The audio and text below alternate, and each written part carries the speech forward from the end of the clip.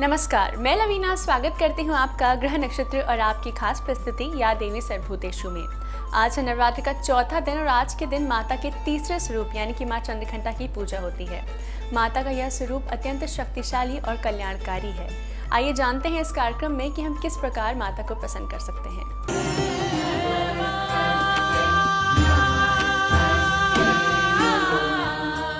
चलिए कार्यक्रम को आगे बढ़ाते हुए स्वागत करते हैं आचार्य राजेश जी का। राजेश जी, आपका स्टूडियो में बहुत बहुत स्वागत है। नमस्कार। समस्त बाधाओं और पापों से मुक्ति दिलाने वाली आज माँ चंद्रघंटा की पूजा हो रही है। माता की आराधना से हमें किन लाभों की होगी प्राप्ति, बताइए हमारे दर्शकों को।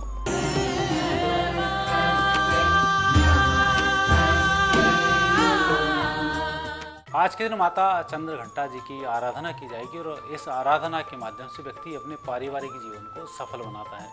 माता चंद्रघंटा की आराधना करने में, साथ ही आज के दिन सुहाग की वस्तुओं को भेंट करने में पारिवारिक जीवन व्यक्ति का सुखमय रहता है। साथ ही 3-5 कन्याओं को भी आज के दिन भोजन कराया जाता है, जो पारिवारिक सुख शांति का कारक होता है। आज दिनांक 4 अक्टूबर और दिन है मंगलवार। आइए जानते हैं क्या कहता है आज का पंचांग। अश्विन मास शुक्ल पक्ष तृतीय तिथि मंगलवार का आज दिन है। शुभ समय दोपहर 12 बजे से दोपहर 31 तक, राहु काल दोपहर 3 बजे से दोपहर 4:30 तक। आज चंद्रमा रहेंगे तुला राशि में। तो ये था आज का पंचांग। आइए जानते हैं 12 राशियों का कैसा रहेगा दैनिक राशिफल, साथ ही किन उपायों से आप माँ को प्रसन्न कर सकते हैं। मेष राशि वाले व्यक्तियों के लिए आज का दिन पारिवारिक जीवन की दृष्टि से अच्छा दिन है। कुछ खुशखबरी परिजनों की तरफ से आपको प्राप्त होगी। और आज के दिन पारिवारिक सुख के लिए माता रानी को हलवे का भोग जरूर लगाएं।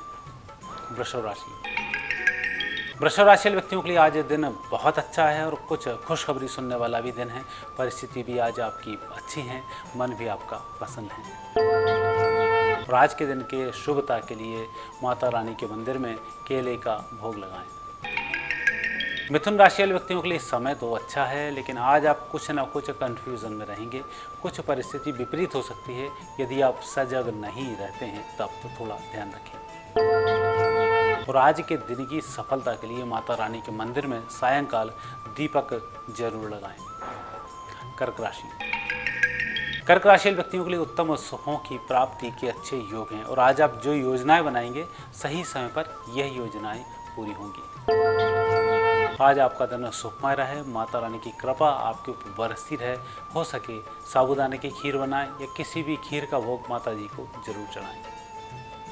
सिंह राशि वाले व्यक्तियों का समय अच्छा है। मुझे लग रहा है आज सिंह राशि वाले व्यक्ति बहुत फायदे में हैं। सभी प्रकार से अच्छे सुख मिल रहे हैं और उत्तम लाभ की प्राप्ति भी है। माता रानी की प्रसन्नता के लिए कुछ न कुछ द्रव्य अर्थात धन का दान जरूर करें। कन्या राशि व्यक्तियों का आज दिन थोड़ा सा कमजोर दिन है पारिवारिक समस्याओं के निराकरण के लिए, तो परिजनों से थोड़ा सा सावधान रहते हुए ही बात करें। और जहाँ तक सवाल है नवरात्रि में आज के भोग की, तो आप सभी प्रकार के व्यंजन बनाकर माता रानी को सायंकाल भोग समर्पित करें। आपका दिन भी शुभ होगा, कल का दिन भी शुभ रहेगा। तुला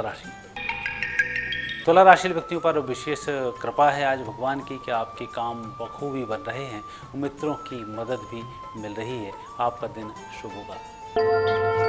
और आज के दिन माता रानी की कृपा प्राप्त करने के लिए यदि मंगल सूत्र कहीं किसी व्यक्ति को दान कर सकें या मंगल सूत्र माता रानी को पहनाते हैं और भी आपके लिए शुभ होगा। वृश्चिक राशि वाले व्यक्तियों के लिए समय थोड़ा सा विपरीत है। पारिवारिक जीवन और बाहरी जीवन में तालमेल बैठाकर कार्य करना होगा, तभी दिन सफल रहेगा। और वृश्चिक राशि वाले व्यक्ति आज की साधना जरूर करें। विशेषकर हो सके तो टेकरी वाले स्थान पर कोई माता जी का मंदिर हो, वहाँ पर माता जी को सामग्री जरूर भेंट करें। धनु राशि वाले व्यक्तियों का बहुत अच्छा दिन है, लाभ का दिन है और व्यक्तिगत सफलता का भी दिन है। आज आपको सफलताएं बहुत अच्छी मिलेंगी। और माता रानी की आप आराधना कर रहे हैं तो लाल रंग के पुष्पों की माला माता रानी को जरूर चढ़ाएं। मकर मकर राशि वाले व्यक्तियों के व्यापार व्यवसाय में कुछ परिवर्तन है, जो परिवर्तन शुभ है और अभी आप उस परिवर्तन को करने में थोड़ा सा घबरा रहे हैं। चिंता नहीं करें, आज आपने जो सोचा है होगा वही, जैसे सोच रहे हैं वैसा ही होगा, सफलता अच्छी मिलेगी। और यदि कहीं आप बेरोजगारी से जूझ रहे हैं तो ऐसे समय में माता जी के दर्शन जरूर करें। हल्दी, कुमकुम, मेहंदी इनका दान करना आपके लिए बहुत शुभ होगा। कुंभ राशि वाले व्यक्तियों का समय अच्छा है। पारिवारिक जीवन और व्यवसायिक दृष्टिकोण को देखा जाए तो दोनों ही आज आपके सफल रहेंगे। आज के दिन माता रानी की आराधना करें, हलवा या मालपुओं का भोग लगाएं। मीन राशि वाले व्यक्तियों को आज साधना में लगे रहना चाहिए, क्योंकि आज साधना का खास दिन है। आपको सफलता अच्छी मिल सकती है। तृतीय शक्ति के माध्यम से आपका भाग्योदय भी हो सकता है। तो आज यदि आप साधना कर रहे हैं तो सजगता के साथ साधना करते रहें। आपकी साधनाएं सफल हों। माता रानी को धूप दीप जरूर चढ़ाएं।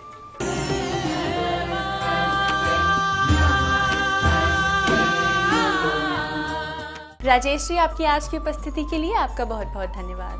धन्यवाद। दर्शकों, इसी के साथ वक्त हो चला है एक छोटे से ब्रेक का। आप बने रहिए हमारे साथ। ब्रेक के बाद त्रिपाठी जी हमें बताएंगे माँ चंद्रघंटा के स्वरूप का क्या होता है ज्योतिष महत्व।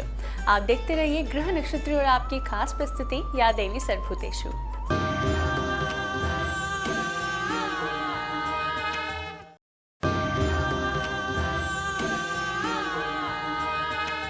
ब्रेक के बाद स्वागत है आपका ग्रह नक्षत्र और आपकी खास प्रस्तुति या देवी सर्वभूतेषु में। इस समय स्टूडियो में हमारे साथ मौजूद हैं प्रख्यात नक्षत्र गतान्वेषी डॉक्टर शंकर सुरेंद्र त्रिपाठी जी। त्रिपाठी जी, आपका स्टूडियो में बहुत बहुत स्वागत है। आज हो रही है माता के तीसरे स्वरूप यानी कि माँ चंद्रघंटा की पूजा। इस स्वरूप का ज्योतिष महत्व क्या है, बताइए हमारे दर्शकों को।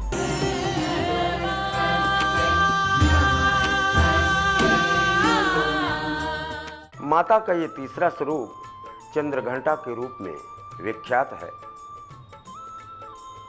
और चंद्रघंटा को आह्लादनी शक्ति से युक्त माना गया है। बिना आह्लादनी शक्ति को जागृत किए हुए कोई भी योगी मोक्ष के दरवाजे को प्राप्त नहीं करता है।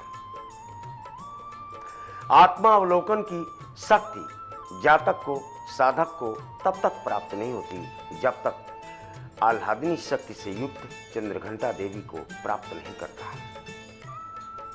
निर्दिष्ट रूपम वृषोश्चयेयम वृषकेतु स्थिर स्रोती महान सौम्यम।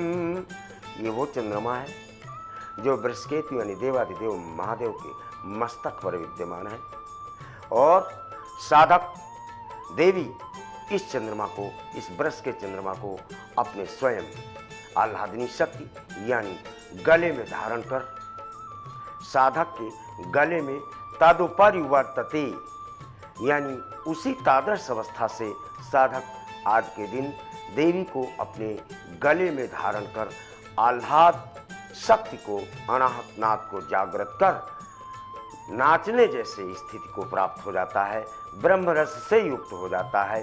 ऐसा लगता है कि साधक पूरी तरह से आज देवी के मनोमय कोश से, आध्यात्मय कोश से और विज्ञानमय कोश से निवृत्त होकर स्वयं देवी से मिलने के लिए आतुरता यानी यथावच जनुदेनु लवाई या आपस्सु मग्नो स्मरणं त्वदीयं करोमि दुर्गे करुणान्वेषी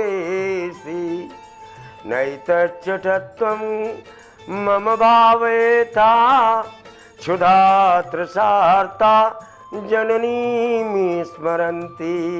यानी आज के दिन साधक चंद्रमा का ध्यान कर आह्लादनी शक्ति को अपने अनाहत नाद के समीप जागृत कर देवी के विज्ञानमय और मनोमय कोश को प्राप्त कर लेता है। तो ये तो आपने बताया माता के स्वरूप के ज्योतिषीय महत्व के बारे में। अगर आपसे बात करें कि माता कौन सा अस्त्र और वाहन धारण करती हैं, बताइए हमारे दर्शकों को।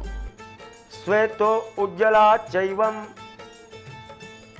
पवित्रम वृषारूढ़ित। देवी वृषस आरूढ़, आरूढ़ तो बैल पे ही रहती है देवी, लेकिन सितस्य, सित यानी सफेद वस्त्रों को धारण किए हुए, नीलास्म द्युति जैसे आकाश मंडल पर चंद्रमा नील द्युति को लिए हुए जागृत अवस्था को प्राप्त होता है, या महादेव की नील जटाओं के मध्य वृष का चंद्रमा सुशोभित होता है, वही देवी के परिधान में स्वरूप दिखाई पड़ता है।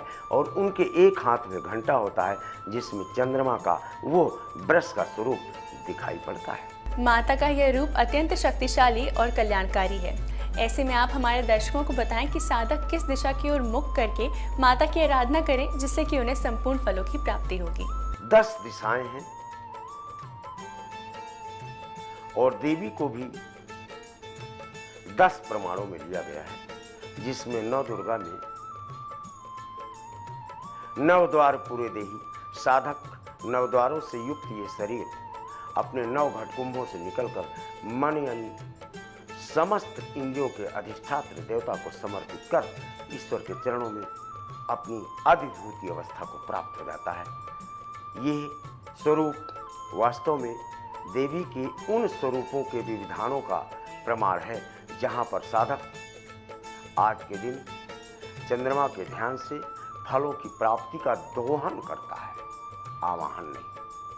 क्योंकि अनाहतनाथ रहट की तरह होता है जो निरंतर स्मरण यानी तैल धारा तादृशा, जैसे तेल की निरंतर धारा गिरती है उसी प्रकार से आज साधक पश्चिम और उत्तर की तरफ मुख करके देवी का आवाहन क्रमांक प्राप्त कर लेता है। ये तो आपने बताया दिशा के बारे में। अगर आपसे बात करें कि किस मंत्र के उच्चारण से हम माँ चंद्रघंटा को प्रसन्न कर सकते हैं, बताइए हमारे दर्शकों को। देखिए, देवी के समस्त उच्चारण क्लींकारी कलयुग में और ह्रींकारी 2 ही शक्तियां हैं, बाकी समस्त शक्तियां 14 भुवनों में व्याप्त हैं। इसलिए क्लीं शब्द से उच्चारित होने वाले जितने मंत्र हैं वो चंद्रमा घंटा के स्वरूप में साधक चाहे तो जागृत कर अनाहतनाथ से समुपेक्षित तादृश अवस्था बना सकता है। ऐसा मार्कंडेय पुराण का और मार्कंडेय ऋषि का मत है। आज है नवरात्र का चौथा दिन और आज के दिन माँ के तीसरे स्वरूप यानी कि माँ चंद्रघंटा की पूजा हो रही है। आज के दिन कौन से उपाय हैं लाभकारी, बताइए हमारे दर्शकों को। राग और रोष,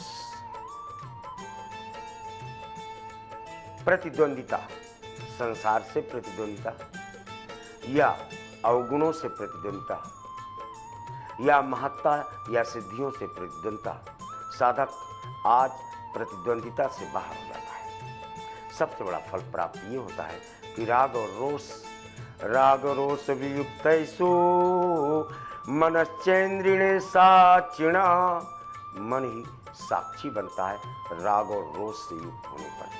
लेकिन तीसरे दिन मन अनाहतनाथ के पास स्थित और जागृत स्थिति दोनों प्राप्त होने के कारण आज के दिन साधक मन से इतर राग और रोष से हट जाता है, ऐसा प्रमाणों से प्राप्त है।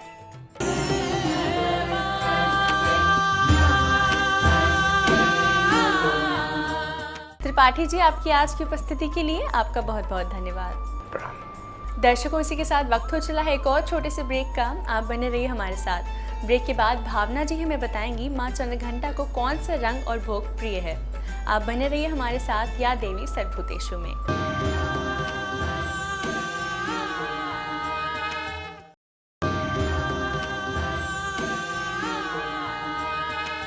ब्रेक के बाद स्वागत है आपका ग्रह नक्षत्र और आपकी खास प्रस्तुति या देवी सर्वभूतेषु में। इस समय स्टूडियो में हमारे साथ मौजूद हैं भावना जी। भावना जी, आपका स्टूडियो में बहुत बहुत स्वागत है। नमस्कार। आज हो रही है माता के तीसरे स्वरूप यानी कि माँ चंद्रघंटा की पूजा। इस स्वरूप का ज्योतिष महत्व क्या है, बताइए हमारे दर्शकों को।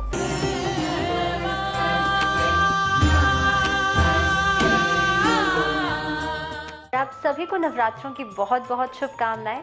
आज तीसरा नवरात्रा है और आज हम माँ चंद्रघंटा के बारे में बात करेंगे, क्योंकि आज जो है आपको आवाहन करना है माँ चंद्रघंटा का।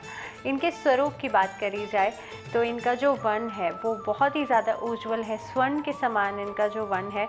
और इसी के साथ साथ 8 हाथ हैं माँ के। शेर की सवारी कर रही हैं माँ, और इनके माथे के ऊपर अर्धचंद्र के आकार का एक घंटा है, जिसकी ध्वनि से कहते हैं कि माँ जो है असुरों का नाश करती थी। मात्र उसकी ध्वनि से ही कई असुर जो हैं वो भयभीत हो जाया करते थे। तो ये सारी ही चीज़ें जो है माँ की, वो एक तरह से ये दिखाती हैं कि जो माँ है वो माँ चंद्रघंटा हैं, वो असुरों का नाश करती हैं, जो पापी हैं उनका विनाश करती हैं। लेकिन साथ ही में जो माँ के भक्त हैं, जो उनकी आराधना करते हैं, आज के दिन में जो उनका आवाहन करते हैं, उनको माँ चंद्रघंटा आध्यात्मिक और साथ ही साथ में आत्मिक सुख भी देती हैं।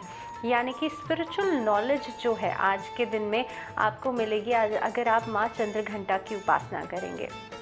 और ख़ास तौर पे देखा जाता है कि नवरात्रों के दौरान जैसे जैसे एक एक दिन आगे बढ़ता जाता है, वैसे ही हमारा जो मन है वो भी शुद्ध होता जाता है। आप हमारे दर्शकों को बताएं कि देवी पुराण के हिसाब से नवरात्र का महत्व क्या है। जब भगवान राम जो हैं वो युद्ध कर रहे थे रावण के साथ, उस समय पे उस युद्ध के दौरान जो समय था वो अश्विन पक्ष का चल रहा था, और साथ ही में जो ब्रह्मा थे उनके गुरु के नाते, भगवान राम के गुरु के नाते जो ब्रह्मा थे, उन्होंने दुर्गा माँ को जगाया। कौन से दिन? 8वें दिन, कृष्ण पक्ष के 8वें दिन, लेकिन जो मास था वो अश्विन मास था। और उसके बाद जब जो दुर्गा माँ है वो उनके वेकनिंग के बाद माँ दुर्गा ने ये बताया कि उन्हें अगर रावण से युद्ध जीतना है तो उनको किस तरह से माँ दुर्गा को वर्शिप करना पड़ेगा, किस तरह से माँ की आराधना, माँ का आवाहन करना पड़ेगा। तो माँ दुर्गा ने सभी को ये समझाया कि अश्विन पक्ष के अश्विन मास के शुक्ल पक्ष की प्रतिपदा तिथि से लेकर के नवमी तिथि तक ये 9 दिन मेरी उपासना तुम्हें किस किस तरह से करनी है।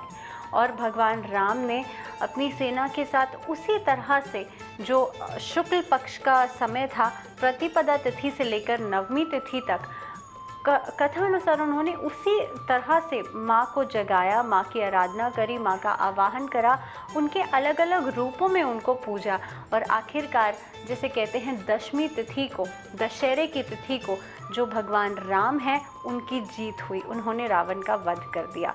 तो देवी पुराण में इस बात का जिक्र किया गया है कि किस तरह से जो नवरात्रे हैं उनका महत्व बताया गया है, उनका सिग्निफिकेंस बताया गया है। और हम लोग भी, यानी कि जो साधक हैं, जो सिद्धि प्राप्त करना चाहते हैं वो भी, और जो हम इन 9 दिनों में माँ की आराधना कर रहे हैं वो भी, वो सभी अगर आज के दिन में माँ चंद्रघंटा की उपासना कर लेते हैं तो आपको आध्यात्मिक सुख तो मिलेगा ही, लेकिन साथ ही साथ में कहते हैं ना कि नॉलेज जो है, स्पिरिचुअल नॉलेज भी आपके अंदर बढ़ेगी। आज हो रही है माता के तीसरे स्वरूप की आराधना। ऐसे में आप हमारे दर्शकों को बताएं कि माँ चंद्रघंटा को कौन सा रंग और कौन सा भोग है प्रिय। और अब हम बात करते हैं, क्योंकि रोज़ हम आपको बता रहे हैं कि कलर आपको कौन सा पहनना है। कलर थेरेपी के हिसाब से आज के दिन में जो आपका लकी कलर है वो है ऑरेंज कलर, यानी कि आज के दिन में आपको नारंगी कलर के कपड़े जो है वो पहनकर माँ की उपासना करनी है। और जैसे मैं हमेशा कहती हूँ कि अगर जिनके लिए पॉसिबल नहीं हो पाता है तो वो अगर नारंगी रंग के आसन पे बैठ कर के माँ की उपासना करेंगे तो बहुत ही अच्छा रहेगा। इसी के साथ साथ हम भोग की बात करते हैं, क्योंकि अलग अलग भोग जो है आपको 9 दिनों में माँ को लगाने होते हैं। तो आज के दिन माँ चंद्रघंटा को आपको दूध का भोग लगाना है, यानी कि दूध से बनी हुई अगर खीर का भी आप भोग लगाते हैं तो भी माँ आप पे उतना ही ज़्यादा प्रसन्न होंगी आपसे। आज के दिन कौन से उपाय हैं लाभकारी, बताइए हमारे दर्शकों को। तो आज के दिन में आपको ऑरेंज, मैंने जैसे बताया ऑरेंज कलर आज आपके लिए बहुत ज़्यादा लकी साबित होगा। तो ऑरेंज कलर के जो फ्लावर्स हैं वो आपको अपने घर के नॉर्थ ईस्ट कॉर्नर में लगाने हैं। इसी के साथ साथ सैंडलवुड का एक फ्रैग्रेंस आता है, वो भी आपको घर के नॉर्थ ईस्ट में प्लेस करना है। ऐसा करने से और ऐसा आपको शाम के समय करना है। ऐसा करने से धन में वृद्धि होगी या फाइनेंशियल जो भी दिक्कतें आ रही हैं वो जो है वो आपकी कम हो जाएंगी। बात हो रही है माँ चंद्रघंटा को प्रसन्न करने की। ऐसे में आप हमारे दर्शकों को बताएं कि विद्यार्थियों के लिए वो कौन से उपाय हैं जिनसे उन्हें सफलता की प्राप्ति होगी। जो स्टूडेंट्स हैं वो आज के दिन में ऐसा क्या करें कि उनके पढ़ाई में जो दिक्कतें आ रही हैं वो खत्म हो जाएं। तो आज के दिन में आप किसी भी मंदिर में चले जाइए, और देवी का मंदिर हो तो बहुत ही अच्छा है। किसी भी मंदिर में जाकर 5 कन्याओं को आपको जो स्टडी मटेरियल होता है उनसे पूछ करके, या आप अपने तरफ से देना चाहते हैं कुछ स्टडी मटेरियल, कुछ भी स्टेशनरी का सामान आप देना चाहते हैं, उनको भेंट कर दीजिए। ऐसा करने से आपकी अपनी जीवन में या आपकी अपनी पढ़ाई में जो आपकी दिक्कतें आ रही हैं वो दूर हो जाएंगी।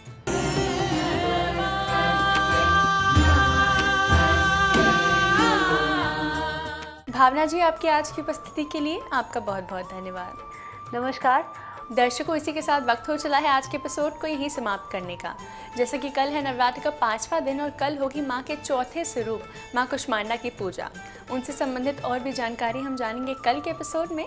आप देखते रहिए ग्रह नक्षत्र और आपकी खास प्रस्तुति या देवी सर्वभूतेषु में।